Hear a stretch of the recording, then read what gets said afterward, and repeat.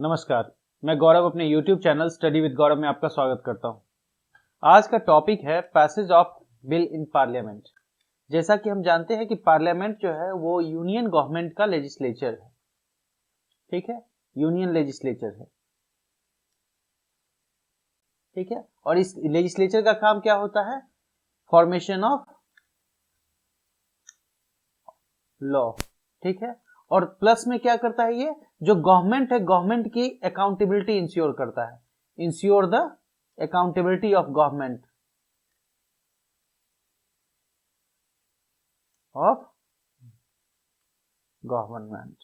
ठीक है।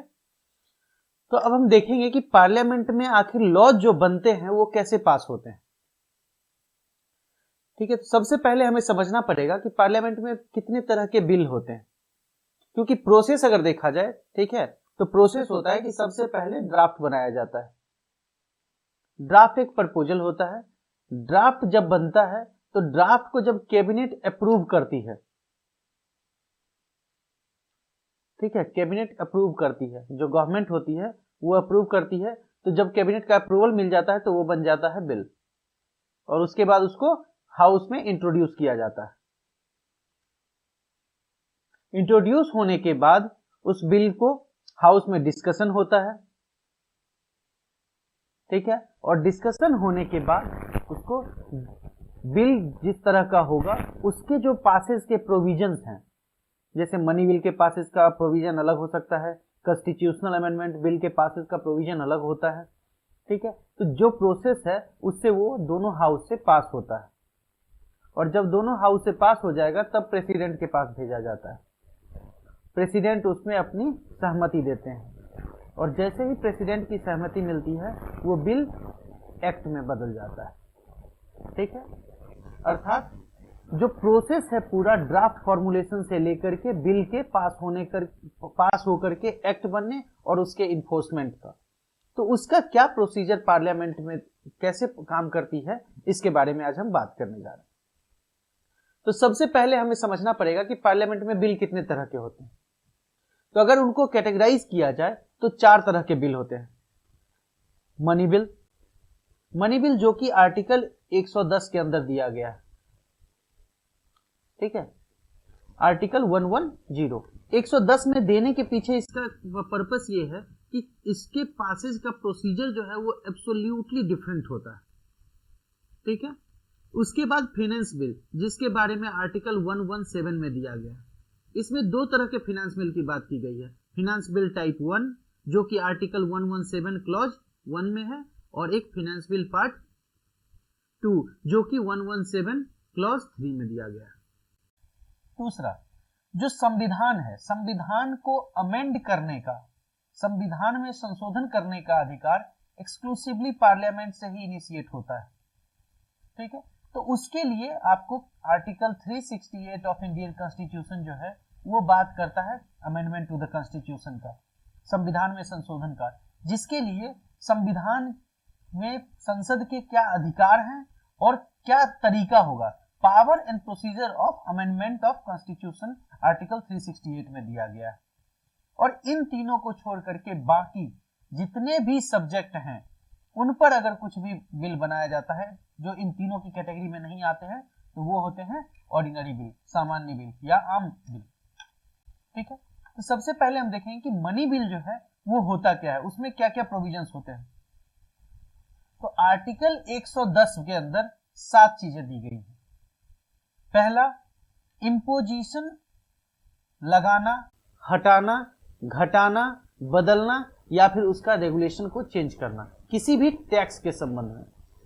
देखते हैं कि गवर्नमेंट हमसे हर साल टैक्स लेती है जिससे कि गवर्नमेंट की इनकम होती है और फिर उसका एक्सपेंडिचर किया जाता है, ठीक है। तो टैक्सेशन से रिलेटेड जो भी लॉज आते हैं नए, ठीक है, रूल्स होते हैं, इंपोजिशन, एबोलिशन, डिमिशन, अल्ट्रेशन, रेगुलेशन, ये मनी बिल का पार्ट होता है, ठीक है। ये अगर किसी बिल में है तो वो मनी बिल होगा। दूसरा क्या है? Regulation of borrowings of money by union government. अब जैसा कि हम जानते हैं कि गवर्नमेंट में क्या होता है, जो बजट होता है, तो बजट में सबसे पहले क्या निकाला जाता है कि कितना हमारा एक्सपेंडिचर है, ठीक है। उसके बाद पहले एक्सपेंडिचर और तब फिर हम डिराइव करते हैं कि कहाँ से हमारा रेवेन्यू आ रहा है। और हमेशा देखने को मिलता है कि जो सरकार का खर्च होता है वो आय से ज्यादा होता है। तो वो जो गैप है जिसको फिस्कल डेफिसिट कहते हैं, वित्तीय घाटा, तो वो जो गैप होता है, घाटा जो होता है, वो कैसे पूरा करती है सरकार? बोरोइंग करके, उधार लेकर के। ठीक है, तो ये जो बोरोइंग करती है, ठीक, उससे लेकर के रिलेटेड जो बिल होगा वो मनी बिल कहलाएगा। तीसरा क्या है? कंसोलिडेटेड फंड ऑफ इंडिया और कंटिजेंसी फंड ऑफ इंडिया में पेमेंट डालना, ठीक है, या फिर उससे विड्रॉ करना। जैसे जितने भी अमाउंट टैक्स से आते हैं वो टैक्स वाले पैसे कहाँ जाते हैं? वो डायरेक्टली जाते हैं कंसोलिडेटेड फंड ऑफ इंडिया में। उसके बाद कुछ पैसे कंटिजेंसी फंड में रखे जाते हैं, जो कि अभी फिलहाल 500 करोड़ का एक कॉर्पस होता है, जो किसी भी इमरजेंसी में प्रेसिडेंट उसको यूज करने की परमिशन दे सकते हैं। बाद में जब हाउस दोबारा से सेशन में आता है तो क्या करती है सरकार कि मनी बिल ला करके कंसोलिडेटेड फंड से उतना पैसा उस निकाल करके कंटिजेंसी में डाल दिया जाता है। तो ये हमेशा कंटिजेंसी का अमाउंट बराबर रहेगा, जो अप्रोप्रिएशन फिक्स की गई है उतनी ही होती है, सिर्फ टाइम बीइंग के लिए उसमें से विड्रॉ किया जाता है। ठीक है, तो कंटिजेंसी और कंसोलिडेटेड फंड दोनों में जो पैसे डाले जाते हैं और निकाले जाते हैं उससे रिलेटेड जो बिल होता है वो आपका मनी बिल होता है। Next, appropriation of money out of consolidated fund of India. यहां पे विड्रॉल था, यहां पे एप्रोप्रिएशन है। एप्रोप्रिएशन का मतलब क्या है कि क्या क्या फिक्स किया गया है कि कितना कहां एप्रोप्रिएट किया जाएगा, किस मद में, तो वो भी आपका मनी बिल होता है। नेक्स्ट है declaration of any expenditure as charged expenditure. ठीक है, हम अभी आगे जाकर के बात करेंगे कि चार्ज एक्सपेंडिचर क्या होता है। तो चार्ज ऑन कंसोलिडेटेड फंड होता है, तो उसको बढ़ाने या घटाने के लिए जो है आपको मनी बिल लाना पड़ता है। नेक्स्ट, जो रिसिप्ट ऑफ मनी होता है, रिसिप्ट ऑफ मनी का कहने का मतलब है कि जो भी सरकार गवर्नमेंट जो है टैक्स के रूप में हमसे लेती है या फिर जनता से ली जाती है, तो वो पैसा कहाँ जाता है? वो कंसोलिडेटेड फंड ऑफ इंडिया में जाता है। ठीक है, और पब्लिक अकाउंट ऑफ इंडिया में जाता है। तो जो हमारे पास तीन तरह के फंड है, एक है कंसोलिडेटेड फंड ऑफ इंडिया, दूसरा है कंटिजेंसी फंड ऑफ इंडिया और तीसरा है पब्लिक अकाउंट ऑफ इंडिया। ठीक है, तो इन तीनों की कस्टडी, इनसे पैसे निकालना, इनमें पैसे डालना, इनका ऑडिट, ये सब से रिलेटेड जो बिल होता है वो क्या होता है? आपका मनी बिल होता है, आर्टिकल 1126 के अंदर। और जितने भी ऊपर 1 से 6 तक में जितने भी मामले दिए गए हैं उनसे रिलेटेड कोई भी बिल जो होगा वो मनी बिल होगा। तो आर्टिकल 112 क्लॉज 7 जो है इसका स्कोप क्या कर दिया गया? इन सब की सिमिलरिटी में, जितने यहाँ से यहाँ तक दिए गए हैं, इन सब के सिमिलरिटी में जो सिमिलर नेचर के होंगे उनमें वाइडर स्कोप कर दिया गया, जो कि अगर कुछ छूट रहा हो तो वो यहाँ आ जाएगा। ठीक है, तो मनी बिल को जब हम पार्लियामेंट में लाते हैं तो इसका प्रोसीजर क्या होता है? स्पेसिफिक प्रोसीजर होता है। इसका प्रोसीजर है कि सबसे पहले इसको केवल और केवल लोकसभा में इंट्रोड्यूस किया जा सकता है। ठीक है, अब क्वेश्चन आता है कि लोकसभा में ही क्यों इंट्रोड्यूस करते हैं मनी बिल को? तो उसके पीछे रीजन है, जो लोकसभा के स्पीकर होते हैं वो सर्टिफिकेट जारी करते हैं कि ये बिल मनी बिल है। अगर मानिए कि राज्यसभा में गया, अब जब राज्यसभा से पास ही हो गया तो उस सर्टिफिकेट की कोई वैल्यू नहीं रह जाएगी। तो जो कभी भी जो मनी बिल होगा वो केवल और केवल लोकसभा में इंट्रोड्यूस किया जाएगा, और लोकसभा में पासेस के साथ जो स्पीकर हैं वो एक सर्टिफिकेट इशू करते हैं, ठीक है, कि this bill is money bill and should be treated as money bill, और उसके बाद उस सर्टिफिकेट के साथ ये बिल राज्यसभा को भेजा जाता है। पासिस कैसे होगा? तो लोकसभा में ये सिंपल मेजोरिटी से पास होता है। सिंपल मेजोरिटी का मतलब है total member present and voted. जितने लोग हाउस में प्रेजेंट हैं लोकसभा में, उन लोग वोट करते हैं, उनकी मेजोरिटी, उनके आधे से अधिक अगर हैं तो वो बिल पास हो जाएगा। पास होने के बाद सर्टिफिकेट लगा करके ये बिल राज्यसभा को ट्रांसफर किया जाता है। मनी बिल के केस में जो हमने पहले पार्लियामेंट के प्रोविजंस पढ़े थे उसमें पढ़ा था कि मनी बिल के संबंध में राज्यसभा के पास पावर नहीं होते हैं, वो लोकसभा का स्पेशल पावर होता है मनी बिल। तो यहां पे क्या होता है कि जब राज्यसभा के पास जाता है तो राज्यसभा के पास 14 दिन का टाइम होता है, ठीक है, 14 दिन का टाइम होता है। इसमें क्या किया जाना होगा कि राज्यसभा मनी बिल को जो आया है उसको एज इट इज पास करके भेज दे, या फिर वो कुछ अमेंडमेंट सजेस्ट कर सकती है। यहां पे ध्यान दीजिए, वो सजेस्ट कर सकती है, रिकमेंड कर सकती है, अमेंड कर नहीं सकती, ठीक है। तो वो सजेस्ट करके और उसके बाद रिकमेंड करके वो वापस चला जाएगा लोकसभा के पास। अब लोकसभा की प्रेरोगेटिव है कि वो उस अमेंडमेंट को एक्सेप्ट करता है, नहीं करता है। अगर एक्सेप्ट किया तो भी ठीक है, नहीं एक्सेप्ट किया तो भी ठीक है, वो राज्यसभा से और लोकसभा से दोनों से पास माना जाएगा, ठीक है। अगर मानिए कि लोकसभा ने राज्यसभा के जो रिकमेंडेशंस हैं उनको एक्सेप्ट कर लिया, तो एक्सेप्ट करने के बाद दोबारा से अप्रूवल के लिए नहीं भेजा जाता है, ठीक है। राज्यसभा से एक बार जा करके 14 डेज के भीतर वो पास होके आ गया या विथ सर्टेन अमेंडमेंट पास होके आ गया, लोकसभा उसको एक्सेप्ट करे या ना करे, वो बिल दोनों हाउस से पास माना जाएगा। उसके बाद ये प्रेसिडेंट के पास भेज दिया जाता है और प्रेसिडेंट मनी बिल को या तो एसेंट देते हैं या विड्रॉ करते हैं, रिटर्न नहीं कर सकते रिकंसिडरेशन के लिए। क्यों नहीं कर सकते? क्योंकि पहले भी जो है प्रेसिडेंट मतलब जब इंट्रोड्यूस किया जाता है तो prior permission of president is taken, ठीक है, प्रेसिडेंट की पूर्व सहमति से ही मनी बिल को इंट्रोड्यूस किया जाता है। तो ये है स्पेशल प्रोविजन मनी बिल से रिलेटेड। इसमें आर्टिकल 110 में दो चीजें दी गई हैं जो कि आपके प्रोवाइजो में है। प्रोवाइजो का मतलब होता है कि जो उसका एक्सेप्शन है, जैसे कि कोई पेनाल्टी अगर या फाइन अगर ऐड किया जा रहा है तो वो मनी बिल नहीं होगा। दूसरा, demand of payment of fees for licence, जैसे मानिए कि स्पेक्ट्रम के लिए गवर्नमेंट फी मांग रही है या फिर किसी कंपनी के लाइसेंस इशू करने के लिए कुछ अप्रोप्रिएट फी लगाई जा रही है, तो वो फी जो होगा किसी सर्विस को देने का, वो पैसा आपके मनी बिल में नहीं आएगा। और तीसरा, इम्पोजिशन, एबोलिशन, रिमिशन, अल्टरेशन और regulation of any tax by local authority. Local authority का मतलब है कि जो हमारा 73rd और 74th अमेंडमेंट के अंदर पंचायती राज सिस्टम और म्युनिसिपैलिटीज बनाई गई, तो वो उनका अगर कोई टैक्स उनको दिया जाता है और वो पैसा लोकल पर्पस के लिए होता है तो वो भी मनी बिल का पार्ट नहीं होगा। तो ये किसके पार्ट हो जाएंगे? ये पार्ट हो जाते हैं आपके 117 के, ठीक है। अब आते हैं नेक्स्ट। तो 117 को समझना पड़ेगा कि bill containing financial matter but not given in article 110। अब जिसमें फाइनेंशियल मैटर तो होगा, मनी बिल के प्रोविजन होंगे, लेकिन वो क्या है कि एक्सक्लूसिवली जो 110 में दिए गए हैं उनमें से अलग है। जैसे कि प्रोवाइजो में 3 दिए गए थे और साथ ही उनमें कुछ नॉन मनी मैटर भी होंगे, तो दोनों मिलाकर के अगर जो होते हैं तो वो आपके फाइनेंस बिल होते हैं 117 के अंदर। तो जैसा कि मैंने पहले बताया कि 117 में जब बिल आता है तो एक 117 क्लॉज 1 के अंदर है और दूसरा क्लॉज 3 के अंदर है।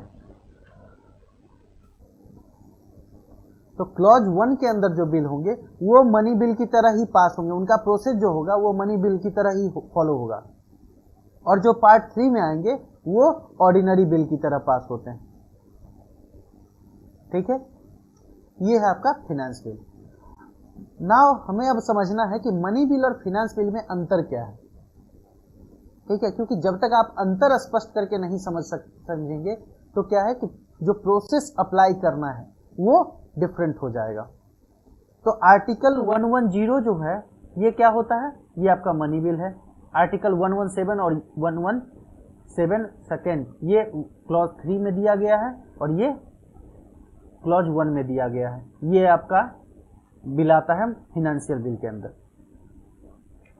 इसका मीनिंग क्या है कि ये एक्सक्लूसिवली का मतलब कि जो फाइनेंशियल मैटर दिया गया है 110 के अंदर सिर्फ उसके बारे में बात करता है। ये जो है फाइनेंशियल मैटर के साथ साथ अदर जो प्रोविजंस हैं उनको भी डिस्कस करता है, ठीक है। तीसरा आता है गवर्नमेंट बिल। मनी बिल हमेशा गवर्नमेंट बिल होता है। गवर्नमेंट बिल क्यों होता है? क्योंकि ये बजट के साथ इस्तेमाल किया जाता है, प्लस गवर्नमेंट को ही कंसोलिडेटेड फंड से खर्च करने का अधिकार है। ये ऑर्डिनरी बिल होता है। ऑर्डिनरी बिल ये गवर्नमेंट भी ला सकती है, प्राइवेट मेंबर भी ला सकते हैं किसी स्पेशल टैक्स के इम्पोजिशन के लिए। ठीक है, इनको अब क्या है इंट्रोडक्शन, जैसा कि मैंने पहले बताया कि सिर्फ लोकसभा में इंट्रोड्यूस किया जा सकता है। क्यों? क्योंकि सर्टिफिकेट रिक्वायर्ड होता है। ठीक है, लेकिन इनको क्या है कि किसी हाउस में कर सकते थे, बट चूंकि 117 क्लॉज 1 के अंदर जो फिनेंस बिल टाइप 1 है उसके लिए प्रोसेस क्या होगा, मनी बिल का फॉलो होता है, इसलिए इसको भी हम एक्सक्लूसिवली लोकसभा में ही इंट्रोड्यूस कर सकते हैं। बट 113 जो है 117 क्लॉज 3 उसका हम किसी भी हाउस में इंट्रोड्यूस किया जा सकता है। दोनों ही के लिए राष्ट्रपति की पूर्व सहमति जरूरी है।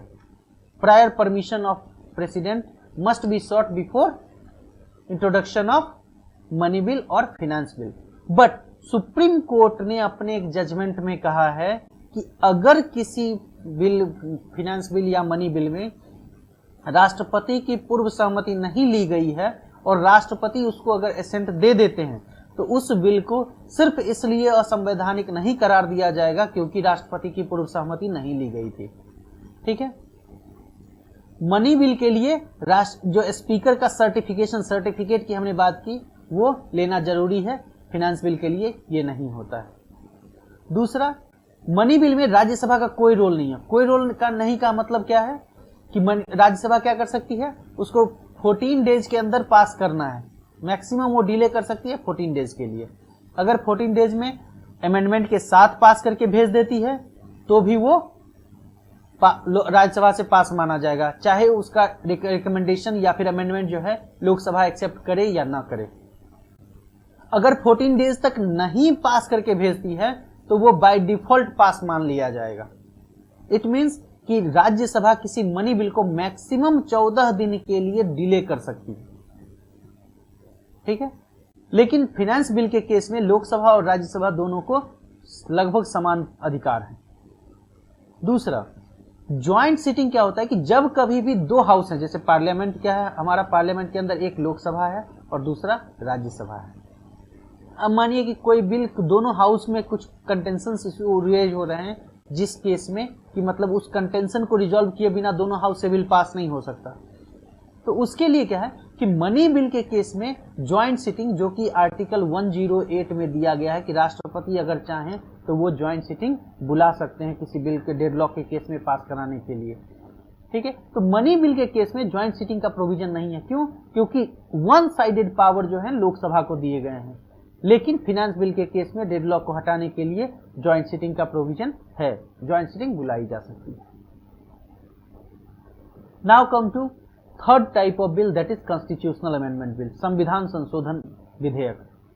ये आर्टिकल 368 में दिया गया है। आर्टिकल 368 क्या कहता है? Amendment to the constitution.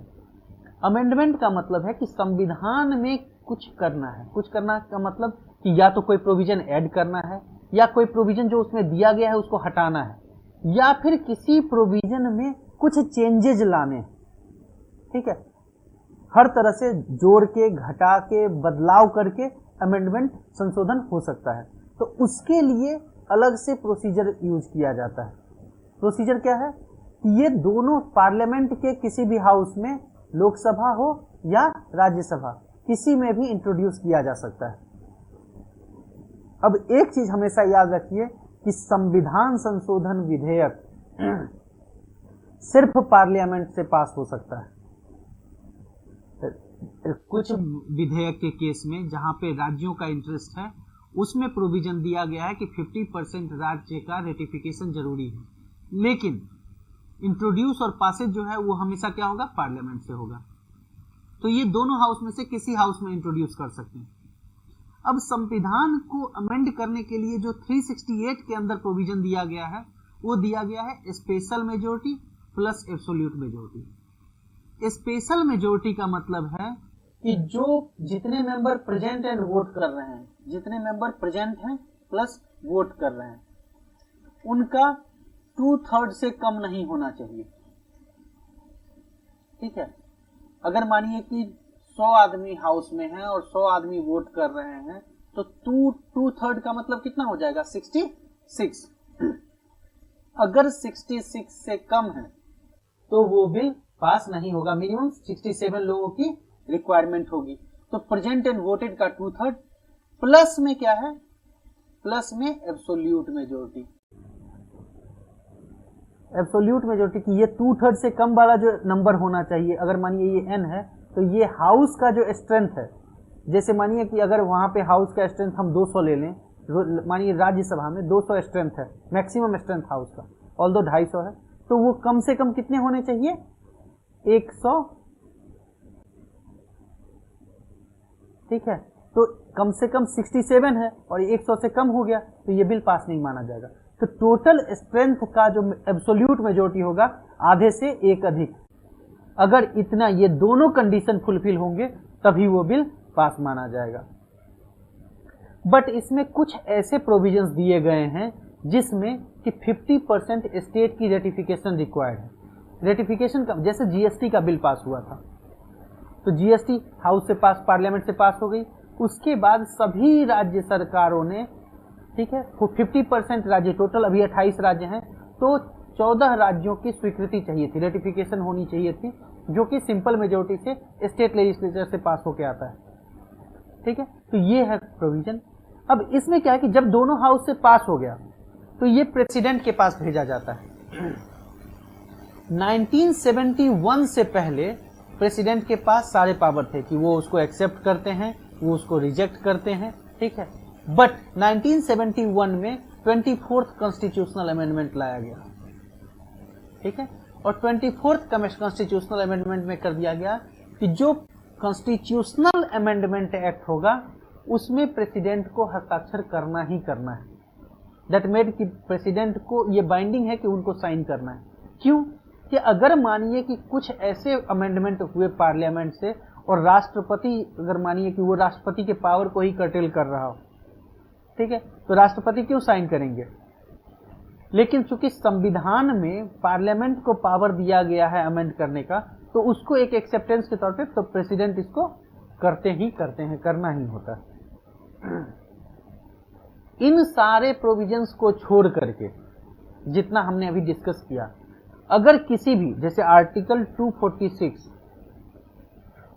उसके अंदर हमारा दिया गया है सब्जेक्ट मैटर, और जिसका लिस्ट दिया गया है 7th शेड्यूल में। ठीक है, अब 7वीं सूची में जो लिस्ट दी गई है उसमें क्या है, यूनियन लिस्ट है, स्टेट लिस्ट है और कंकरेंट लिस्ट। ठीक है, तो ये जो लिस्ट में दिए गए, तो जो ऊपर मामले दिए गए हैं उनको छोड़ करके बाकी जो कुछ भी बचता है वो हमारा वो होता है, उससे रिलेटेड बिल जो होगा वो ऑर्डिनरी बिल होगा, सामान्य विधेयक होगा। अब सामान्य विधेयक के पासेज का क्या तरीका होता है कि जो हाउस है पार्लियामेंट में, या लोकसभा हो या राज्यसभा, तो जितने मेंबर 50% से अधिक, ठीक है, अगर मेंबर जो हैं वो जितने लोग वोट करते हैं प्लस प्रेजेंट हैं, ठीक है, प्रेजेंट प्लस वोटेड दोनों करने वाले के आधे से अधिक अगर किसी बिल के समर्थन में है तो वो बिल पास माना जाएगा। ये होता है सिंपल मेजोरिटी से पास होना। लेकिन एक चीज और इसमें ध्यान देने वाली है कि जो कोरम होता है पार्लियामेंट का, कोरम होता है कि उसके सेशन को रन करने के लिए मिनिमम मेंबर कितने प्रेजेंट होने चाहिए। तो कॉन्स्टिट्यूशन कहता है कि मिनिमम 10% अगर मेंबर नहीं है, ठीक है, तो मतलब जैसे 545 है तो मिनिमम कितने हो गए 55 मेंबर, 10%, क्योंकि आधे तो हो नहीं सकते ना। कम से कम अगर 55 मेंबर हाउस में प्रेजेंट नहीं है तो सेशन कंडक्ट नहीं कराया जाएगा, मिनिमम 55 मेंबर होने चाहिए। तो किसी भी बिल को मिनिमम अगर पास कराने की रिक्वायरमेंट होगी तो वो कितनी होगी 28 मेंबर। ठीक है, 28 मेंबर, क्योंकि 55 मेंबर अगर हैं तो कोरम पूरा हो गया, बिल लाया जाएगा हाउस में, तो 50% से अधिक सिंपल मेजोरिटी, तो 28 दूनी 56, तो 56 मेंबर, 55 मेंबर में 28 जो है सो 50% से क्रॉस कर जाता है, मेजोरिटी हो जाती है। तो अगर इतने हैं तो ही मिनिमम मेंबर 28 से लोकसभा में कोई बिल पास हो सकता है। और यही राज्यसभा के केस में 13 हो जाएंगे। क्यों? क्योंकि वहां पे 250 है, तो उसका 25 हो गया 10%, 10% का आधा 12, 13। ठीक है, तो इस तरह से हमारा ऑर्डिनरी बिल हाउस में पास होता है। अब एक टर्म है इसी में आर्टिकल 112। आर्टिकल 112 बात करता है एनुअल फिनेंशियल स्टेटमेंट, जिसको हम लोग आम भाषा में बजट कहते हैं। बजट क्या होता है? एक रूपरेखा होती है कि सरकार अगले एक साल में क्या क्या प्रोविजन ला रही है, किस रेस्पेक्ट में क्या खर्च किया जाएगा। पूरा फाइनेंशियल ईयर कब से कब तक स्टार्ट होता है? अप्रैल से लेकर के कैलेंडर ईयर में अप्रैल टू मार्च। ठीक है, ये हमारा फाइनेंशियल ईयर होता है। तो ये आर्टिकल 112 प्रेसिडेंट पे, राष्ट्रपति पे एक ऑब्लिगेशन डालता है कि हर फाइनेंशियल ईयर के लिए राष्ट्रपति की रिस्पॉन्सिबिलिटी है कि वो एनुअल फाइनेंशियल स्टेटमेंट अर्थात बजट जो है उसको हाउस में पेश करवाए। तो पार्लियामेंट्री कन्वेंशन जो है, तो प्रैक्टिस ये है कि यूनियन फाइनेंस मिनिस्टर जो है वो बजट पेश करते हैं। ठीक है, अब क्या है कि वो लोकसभा में बजट पढ़ रहे होते हैं, साइमल्टेनियसली जो बजट पेपर है, जो स्क्रिप्ट है बजट का, वो शेयर कर दिया जाता है राज्यसभा में भी, ताकि राज्यसभा के मेंबर भी बजट से अवगत हो सके। ठीक है, अब जब बजट जो है सो हाउस में इंट्रोड्यूस हो गया, ठीक है, बजट में क्या है, तो बजट जब इंट्रोड्यूस होता है तो इसमें दो पार्ट हो जाते हैं। एक होता है एक्सपेंडिचर का पार्ट, पहला होता है बजट स्पीच। बजट स्पीच के बाद होता है एक्सपेंडिचर की कितना खर्चा होगा, और दूसरा रेवेन्यू कितनी आय है। तो जैसा कि मैंने बताया कि आमतौर पर हमेशा खर्च पहले निर्धारित किया जाता है, उसके आधार पे आय के स्रोत ढूंढे जाते हैं। तो गैप हमेशा होता है, जिसको कि कहते हैं वित्तीय घाटा। अब एक्सपेंडिचर का बिल क्या होता है? तो एक एप्रोप्रिएशन बिल लाया जाता है कि किसको कितना अलॉट करना है। एप्रोप्रिएशन बिल होता है कि जैसे हर मिनिस्ट्री का कितना कितना जो है तो वो डिमांड करती है, एक तो अपने एक्सपेंडिचर के लिए और दूसरा जो स्कीम्स चल रही होती हैं उनके ग्रांट के लिए। तो दोनों मिला करके जितना टोटल अमाउंट होता है एप्रोप्रिएशन का, एक्सपेंडिचर का, तो उसके लिए एक एप्रोप्रिएशन बिल लाई जाती है। ये बिल क्या होता है? ये मनी बिल होता है और मनी बिल की तरह ही इसको पास किया जाता है। सिमिलरली जितना रेवेन्यू का जो होता है बिल, वो भी क्या होता है कि वो जो खर्च है, अब ये खर्च डिसाइड हो गया, इस खर्च को कैसे पूरा किया जाएगा? आय होना चाहिए।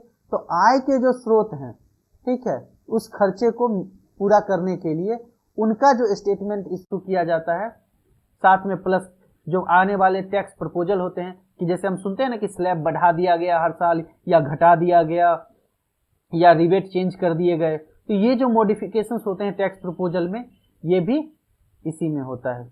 और साथ में ये जब पेश किया जाता है तो इसके साथ एक फाइनेंस बिल भी पेश किया जाता है। यहाँ एप्रोप्रिएशन बिल है एक्सपेंडिचर का, और यहाँ फाइनेंस बिल है। इसका भी तरीका होता है मनी बिल की तरह पास होता है। हर साल बजट के बाद ये दोनों बिल पास होने मैंडेटरी होते हैं। ठीक है, ये दोनों बिल पास होता है, तभी जाकर के जो है तो गवर्नमेंट के पास खर्च करने के लिए पैसा आता है।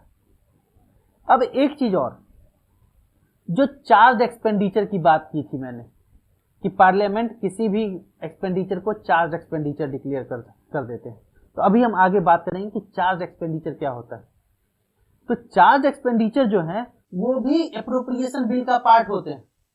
ठीक है, एप्रोप्रिएशन बिल में चार्ज एक्सपेंडिचर में किस मद में कितना दिया गया है वो लिखा होगा, लेकिन उस पर पार्लियामेंट वोट नहीं कर सकती। चार्ज एक्सपेंडिचर का मतलब होता है कि वो पार्लियामेंट के अप्रूवल के रिक्वायरमेंट उसके लिए नहीं होती है। वो सिर्फ इसलिए दिया जाता है ताकि हिसाब जोड़ते समय देखा जाए कि हाँ भैया ये पैसा भी खर्च किया गया है।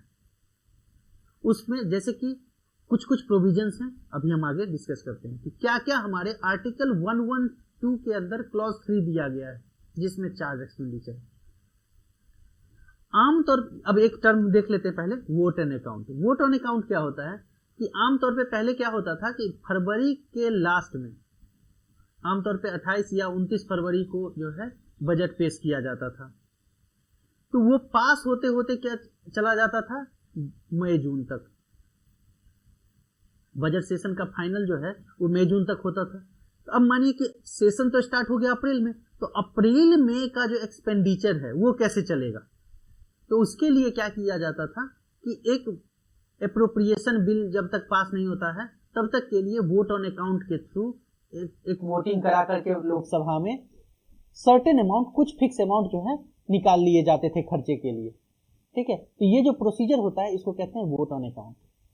बाकी मानिए कि जैसे 1 लाख रुपए का टोटल बजट है, तो 10,000 रुपया 2 महीने के लिए निकाल के रख दिया गया कि अगर बजट में कुछ घटा बढ़ा भी हुआ तो भी आपका 10,000 से ऊपर ही का बजट होगा ना साल भर का, तो उसको मैनेज किया जा सके। ठीक है, अब आते हैं चार्ज एक्सपेंडिचर। चार्ज एक्सपेंडिचर होता है कि जब आर्टिकल 112 कहता है कि कोई कुछ एक्सपेंडिचर जिनको ऑथराइज किया गया है कि ये चार्ज एक्सपेंडिचर, चार्ज का मतलब होता है ये पार्लियामेंट्री अप्रूवल के अधीन नहीं है, ये ऑटोमेटिकली बाय डिफॉल्ट जो कंसोलिडेटेड फंड ऑफ इंडिया है उससे खर्च होते हैं।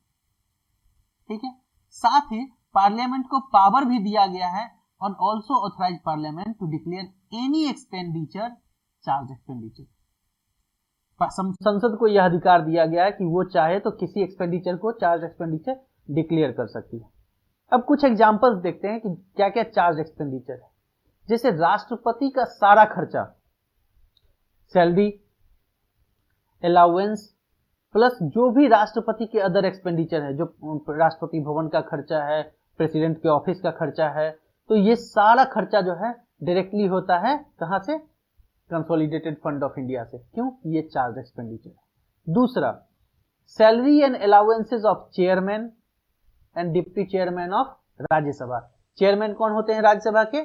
वाइस प्रेसिडेंट ऑफ इंडिया और डिप्टी चेयरमैन, प्लस लोकसभा के केस में स्पीकर और डिप्टी स्पीकर, इनका एक्सपेंडिचर चार्ज एक्सपेंडिचर है। Salary and allowance, other expenditure नहीं, सिर्फ सैलरी एंड अलाउंस।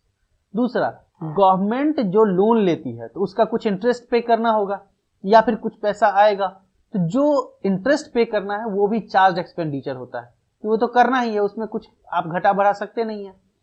नेक्स्ट, जो सुप्रीम कोर्ट के जज हैं तो उनकी सैलरी, अलाउंस एंड पेंशन, तीनों जो है चार्ज एक्सपेंडिचर होता है। लेकिन हाई कोर्ट के जज का सिर्फ जो पेंशन है वो consolidated fund of India, central government उसका पे करती है कंसोलिडेटेड फंड ऑफ इंडिया से। क्यों? तो सैलरी और अलाउंस जो है कंसोलिडेटेड फंड ऑफ स्टेट से किया जाता है, जिस स्टेट के वो कोर्ट के चीफ जस्टिस बनाए जाते हैं या जजेज होते हैं। ठीक है, plus controller and auditor general, CAG जो है, कैग, उनकी सैलरी, अलाउंस और पेंशन ये आती है कंसोलिडेटेड फंड ऑफ इंडिया से, ये चार्ज एक्सपेंडिचर है। प्लस अक्सर हम सुनते हैं कि कोर्ट ने कहा कि 20 लाख रुपया कंपनसेशन देना है, या फिर कोई ट्रिब्यूनल जो है सो किसी को कंपनसेशन देने के लिए कहती है, तो किसी भी जजमेंट को सेटिस्फाई करने के लिए जिस अमाउंट की रिक्वायरमेंट है वो चार्ज एक्सपेंडिचर होगा। ठीक है, साथ ही एनी एक्सपेंडिचर, कोई भी खर्चा जिसको कि संसद क्या करती है? डिक्लेयर करती है चार्ज एक्सपेंडिचर। तो इसी पावर को यूज करते हुए पार्लियामेंट ने यूपीएससी का expenditure, UPSC union public service commission और दूसरा इलेक्शन कमीशन, इन दोनों के एक्सपेंडिचर को चार्ज एक्सपेंडिचर डिक्लेयर कर दिया। अब यहां पे ध्यान देना, जो इंस्टीट्यूशन, यूपीएससी और इलेक्शन कमीशन, जो इंस्टीट्यूशन है, इंस्टीट्यूशन का एक्सपेंडिचर चार्ज एक्सपेंडिचर है, ना कि इनके मेंबर्स और स्टाफ की सैलरी और अलाउंस। ठीक है, this is all about the processes followed in parliament in order to pass any bill to make act. ठीक है, तो इसमें अगर आपको कोई कंफ्यूजन रहता है, you can ask me in comment. Thank you so much, thanks for watching.